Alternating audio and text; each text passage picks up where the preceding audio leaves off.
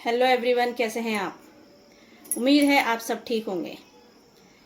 तो दोस्तों, सफलता एक रात में मिलने वाली चीज़ नहीं है। सफलता एक रात में मिलने वाली चीज़ नहीं है। कई रातें खराब करनी पड़ती हैं। आंखें बंद करके तो सिर्फ सपने देखते हैं। आंखें बंद करके सिर्फ सपने देखे जाते हैं, पर उसे हासिल नींद गवा के करनी पड़ती है। नींद गवा के करनी पड़ती है। इसलिए दोस्तों, सफलता जो है हमें एक रात में नहीं मिलती कि हमने सोच लिया कि हमने ये बनना है तो हम एक रात में ही बन जाएंगे। उसके लिए कई रातें हमें गंवानी पड़ेंगी, अपनी नींद को गंवाना पड़ेगा।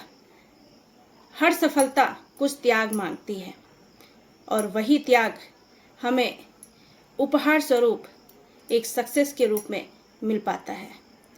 तो दोस्तों, इसी के साथ अपनी आज की क्लास को हम शुरू करते हैं। और आज की क्लास में पढ़ रहे हैं हम पंचायती राज व्यवस्था, जिसे स्थानीय स्वशासन भी कहते हैं। तो बहुत से क्वेश्चन इससे आ जाते हैं और इसी के बारे में आज हम पढ़ेंगे इंडियन पॉलिटी में। तो दोस्तों, स्थानीय स्वशासन होता क्या है? तो ग्रामीण या जिला स्तर, जो ग्रामीण और जिला स्तर होते हैं, उसमें जो शासन व्यवस्था स्थापित की जाती है उसे ही जो स्थानीय स्वशासन कहा जाता है। तो ग्रामीण या जिला स्तर में जो शासन व्यवस्था स्थापित की जाती है उसे स्थानीय स्वशासन कहा जाता है। और यह स्थानीय स्वशासन जो है प्राचीन काल से चला आ रहा है। चोल शासन काल में भी यह स्थानीय स्वशासन था। ब्रिटिश काल में भी स्थानीय स्वशासन के महत्व के बारे में दिखता है। तो दोस्तों, मध्यकालीन भारत में राजतंत्र था। तो राजतंत्र के मजबूत होने के कारण जो है स्थानीय स्वशासन को ज़्यादा महत्व नहीं दिया गया। और जब हमारा भारत जो है स्वतंत्र हो रहा था, स्वतंत्र होने के समय दादा भाई नौरोजी हो गए, गांधी जी हो गए, इन्होंने स्थानीय स्वशासन को संवैधानिक रूप देने के लिए क्या करा, कार्य करा। उसके लिए पूरा योगदान दिया गांधी जी, दादा भाई नौरोजी ने। लेकिन भीमराव अंबेडकर जी ने इसका विरोध किया, स्थानीय स्वशासन का। और स्थानीय स्वशासन के जो जनक माने जाते हैं, तो वह कौन माने जाते हैं दोस्तों? तो स्थानीय स्वशासन के जनक लॉर्ड रिपन माने जाते हैं। कौन माने जाते हैं? Lord Ripon. अब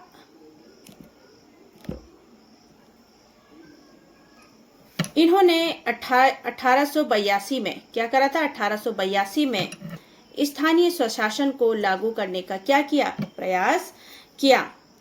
आधुनिक काल में मद्रास में स्थानीय स्वशासन का प्रथम बार क्या हुआ? प्रयोग हुआ।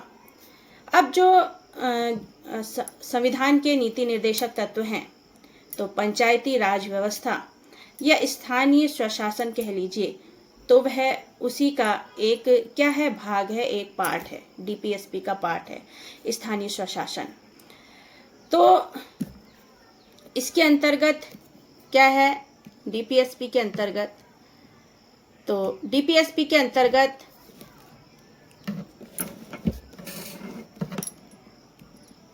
भारतीय संविधान के अनुच्छेद 40 में पंचायती राज व्यवस्था को क्या दिया गया? महत्व दिया गया। तो यह क्या है? एक राज्य के जो नीति निर्देशक तत्व हैं और डीपीएसपी कह लीजिए शॉर्ट रूप में, तो उसी का यह भाग है। ठीक है। अब पंचायती राज व्यवस्था को जगह क्यों दी गई? मतलब क्या जरूरत हो गई इसकी पंचायती राज व्यवस्था की? तो लोकतांत्रिक विकेंद्रीकरण। लोकतांत्रिक विकेंद्रीकरण मतलब जो ये सत्ता का विकेंद्रीकरण है, वह हर व्यक्ति के पास पहुँचे। गांव में, कस्बों में, हर जगह पर ये लोकतांत्रिक विकेंद्रीकरण हो। ठीक है। तो लोकतांत्रिक विकेंद्रीकरण की जो शक्तियां हैं, उनको बांटने के उद्देश्य से ही ग्रामीण जनता तक सत्ता को पहुंचाने के लिए इसकी जरूरत पड़ी, स्थानीय स्वशासन की।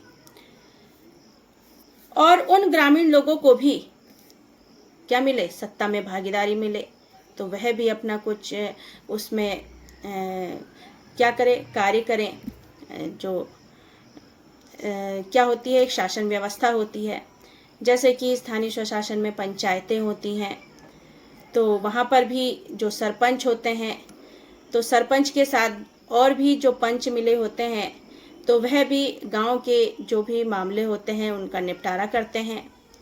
तो ये छोटी छोटी जो भी समस्याएं हैं वो गांव में ही क्या हो जाए, उनका सॉल्यूशन निकल जाए।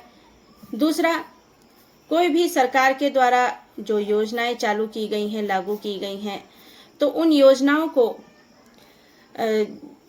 गरीब से गरीब, चाहे जैसा भी कस्बा हो, निम्न वर्ग का गांव हो, कस्बा हो, जहां तक ये योजनाएं नहीं पहुंच पाती, तो इसके द्वारा यह योजनाएं उन लोगों तक पहुंच सकती हैं जिन लोगों को सरकार द्वारा जो निकाली गई योजनाएं हैं उनका लाभ मिल सकता है। ठीक है, तो इसीलिए यह लोकतांत्रिक विकेंद्रीकरण क्या किया गया को बढ़ावा दिया गया, जिससे लोगों तक सत्ता का विकेंद्रीकरण हो, लोगों तक यह सत्ता पहुंच सके, वह उसका पार्ट बन सके। 2 अक्टूबर 1959 को राजस्थान के नागौर जिले में पंचायती राज व्यवस्था की क्या की गई, स्थापना की गई। ठीक है, क्योंकि इससे पहले क्या हुआ था, जो स्थानीय स्वशासन है उसे एक संवैधानिक दर्जा नहीं मिला था, संविधान का हिस्सा नहीं था वह, इसलिए फिर 2 अक्टूबर 1959 को राजस्थान के नागौर जिले में पंचायती राज व्यवस्था की क्या की गई, स्थापना की गई। फिर इसके बाद उत्तर प्रदेश और अन्य जिलों में भी यह छोटे छोटे रूपों में अपनाई गई। ठीक है, अब पंचायती राज व्यवस्था के लिए कुछ समितियों को भी बनाया गया और उसमें सबसे पहले आती हैं, कौन सी समिति आती है, बलवंत राय मेहता समिति। कौन सी समिति आती है, बलवंत राय मेहता समिति 1957 में। और इन्होंने त्रिस्तरीय पंचायत की क्या की, वकालत की। अब त्रिस्तरीय पंचायत की वकालत के अंतर्गत क्या आता है, तो त्रिस्तरीय पंचायत के अंतर्गत आता है कि जो भी कार्य हैं वो तीन स्तरों में बटे, जैसे ग्राम स्तर पर, ब्लॉक स्तर पर और जिला स्तर पर। तो त्रिस्तरीय पंचायत की वकालत किसने की, बलवंत राय मेहता ने। ठीक है, इनकी समिति ने त्रिस्तरीय पंचायत की वकालत की। फिर अशोक मेहता समिति, जो इन्होंने 1977 में अपनी रिपोर्ट दी, और इन्होंने द्विस्तरीय पंचायत का क्या किया, गठन किया, ग्राम एवं जिला स्तर पर। तो ग्राम एवं जिला स्तर पर इन्होंने द्विस्तरीय पंचायत का गठन किया। और फिर जीवी ग्राम एवं जिला स्तर पर। ठीक है, फिर इसके बाद आते हैं GV के राव समिति। GV के राव समिति, तो GV के राव समिति 1985 में आई और इसके अंतर्गत क्या कहा गया कि जो भी केंद्र स्तर की योजनाओं का विकेंद्रीकरण होना चाहिए, फिर वास्तविक पंचायतों को क्या मिले, शक्ति मिले, जिससे वह अपना कार्य क्या कर पाए, अच्छे से कर पाए। तो केंद्र स्तर की योजनाओं को क्या मिलना चाहिए, विकेंद्रीकरण इनका होना चाहिए, और वास्तविक पंचायतों को शक्ति मिलनी चाहिए, जिससे वह अपना कार्य क्या कर पाएँ, अच्छे से कर पाएँ, जिससे पंचायतों को भी कुछ शक्तियाँ दी जाएं, जिससे वह जो भी सरकारी योजनाएं हैं उनको लोगों तक पहुंचा सकें। ठीक है, ये कहा GV के राव समिति ने। एलम समिति 1986 में आई और इसके अंतर्गत क्या कहा गया कि इसमें जो पंचायती राज व्यवस्था को सबसे पहले इसी सिंघवी समिति के द्वारा ही संवैधानिक दर्जा दिया गया, और इसके बाद न्याय की पंचायत की वकालत की गई। मतलब कहा गया कि इसमें एक सरपंच का क्या होना चाहिए, पद होना चाहिए। ठीक है, और त्रिस्तरीय की वकालत की गई। तो त्रिस्तरीय मतलब ग्राम स्तर, ब्लॉक स्तर और जिला स्तर पर। ठीक है, फिर प्रधानमंत्री पीवी नरसिम्हा राव, इनके द्वारा क्या किया गया? तो प्रधानमंत्री पीवी नरसिम्हा राव के द्वारा इनके जो इनका कार्यकाल था प्रधानमंत्री पीवी नरसिम्हा राव का, तो इनके समय 73वें संविधान संशोधन 1992 के द्वारा पंचायती राज व्यवस्था को क्या दिया गया? एक संवैधानिक दर्जा दिया गया। तो संवैधानिक दर्जा जो दिया गया तो प्रधानमंत्री पीवी नरसिम्हा राव के कार्यकाल में 73वें संविधान संशोधन 1992 में दिया गया। फिर 24 अप्रैल 1993 से 73वां संविधान संशोधन अधिनियम लागू हो गया और 24 अप्रैल को क्या हो गया? राष्ट्रीय पंचायत दिवस के रूप में मनाया जाता है 24 अप्रैल को।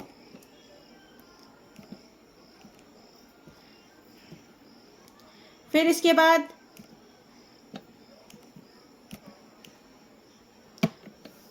पंचायती राज व्यवस्था से संबंधित जो फिर क्या हुआ?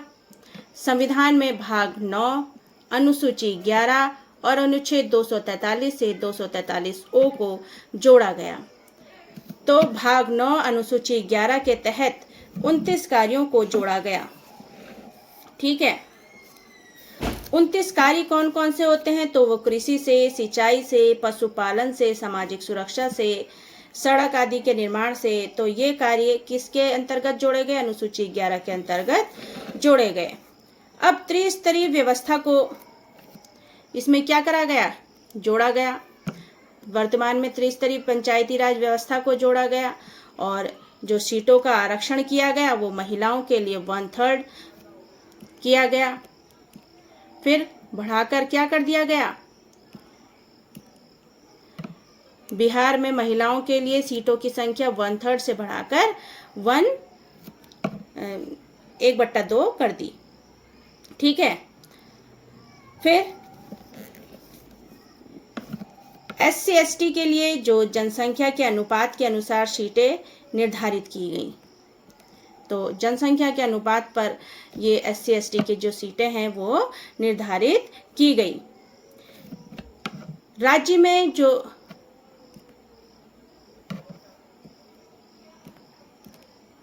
राज्य में जो पंचायती चुनाव होता है वो किसके द्वारा होता है? तो राज्य में पंचायती चुनाव दोस्तों राज्य निर्वाचन आयोग के द्वारा ही होता है। अब क्यों होता है ये राज्य के द्वारा क्यों होता है? क्योंकि यह एक राज्य का ही हिस्सा है, इसलिए यह राज्य सूची का विषय है, इसीलिए यह राज्य निर्वाचन आयोग के द्वारा ही पंचायती चुनाव होता है। अब इनका कार्यकाल, तो पंचायतों के सदस्यों का कार्यकाल कितना होता है? 5 वर्ष का होता है। और पंचायतों के विघटन की स्थिति में अगर जैसे पंचायतों का विघटन कर दिया गया, जैसे अचानक से पंचायतों को विघटित कर दिया गया, तो 6 माह के अंदर दोबारा से चुनाव करवा दिया जाता है। तो दोबारा से फिर 6 माह के अंदर, विघटन के बाद 6 माह के अंदर दोबारा से चुनाव करा दिया जाएगा। अब पंचायत का चुनाव लड़ने के लिए आयु कितनी होनी चाहिए? न्यूनतम आयु 21 वर्ष होनी चाहिए। तो लोकसभा और विधानसभा, इसका चुनाव लड़ने के लिए कितनी आयु होनी चाहिए? तो इसके लोकसभा और विधानसभा की जो चुनाव होते हैं उसके लिए आयु 25 वर्ष होनी चाहिए। राज्यसभा और विधान परिषद के लिए 30 वर्ष होनी चाहिए और ये जो पंचायती चुनाव हैं इनके लिए 21 वर्ष उम्र होनी चाहिए। प्रत्येक 5 वर्ष पर राज्य वित्त आयोग का गठन राज्यपाल के द्वारा होता है। मतलब हर 5 साल में जो लेन देन होता है, पैसों का लेन देन, पैसे देने होते हैं, तो उसके लिए जो गठन होता है वो किसके द्वारा होता है? राज्यपाल के द्वारा होता है। और अनुच्छेद 280 के तहत एक वित्त आयोग का गठन जो केंद्र स्तर पर होता है, तो वह राष्ट्रपति के द्वारा पूरे भारत में केंद्र और राज्य के जो बीच पैसों का लेन देन होता है वो राष्ट्रपति के द्वारा होता है।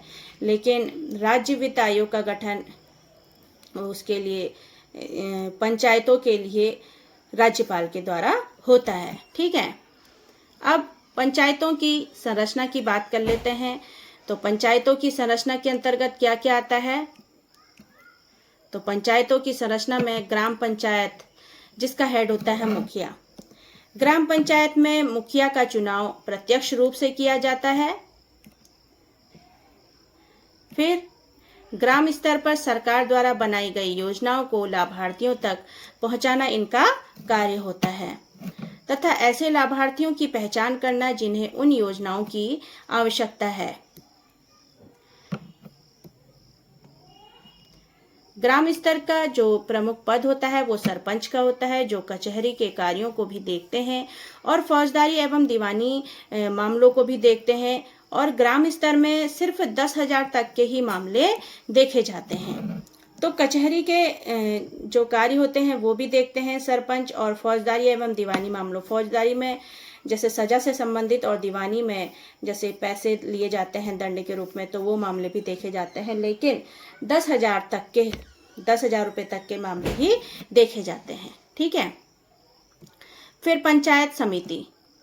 पंचायत समिति के जो हेड होते हैं वो प्रमुख होते हैं। पंचायत समिति तथा जिला परिषद के अध्यक्ष को भी अप्रत्यक्ष रूप से चुना जाता है। पंचायत समिति और जिला परिषद के जो पंचायत समिति के जो प्रमुख होते हैं और जिला परिषद के जो अध्यक्ष होते हैं उनको अप्रत्यक्ष रूप से चुना जाता है।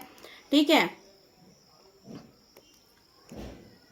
पंचायत समिति का कार्य क्या होता है? ग्रामीण स्तर के सभी मुखिया ग्राम पंचायतों की मीटिंग करने के बाद वार्षिक रिपोर्ट जो होती है वो जिला परिषद में प्रस्तुत करनी होती है। तो यह रिपोर्ट प्रस्तुत करते हैं कौन? पंचायत समिति। इसके बाद जिला परिषद आती है। जिला परिषद के हेड होते हैं अध्यक्ष, और यह क्या करते हैं? तो यह समन्वय एवं परिवेशक का कार्य करते हैं। ग्राम स्तर और पंचायत स्तर के कार्यों की देखरेख का कार्य करते हैं जिला परिषद के अध्यक्ष। तो ये थी दोस्तों हमारी आज की क्लास स्थानीय स्वशासन पंचायती राज व्यवस्था के बारे में, जो कि बहुत इम्पोर्टेंट है। इससे आगे हम पढ़ेंगे इनके कार्य, इनकी विशेषताओं के बारे में। ठीक है, क्या इनके कार्य हैं, क्या क्या और विशेषताएं हैं, तो इनके बारे में हम पढ़ेंगे। तो आज के लिए इतना ही। और अगर आपको मेरी क्लास अच्छी लगी होगी तो प्लीज़ लाइक शेयर सब्सक्राइब करना ना भूलिएगा। मिलते हैं आपसे अपनी अगली क्लास में। तब तक के लिए अपना ध्यान रखें, स्वस्थ रहें, खुश रहें। Thank you.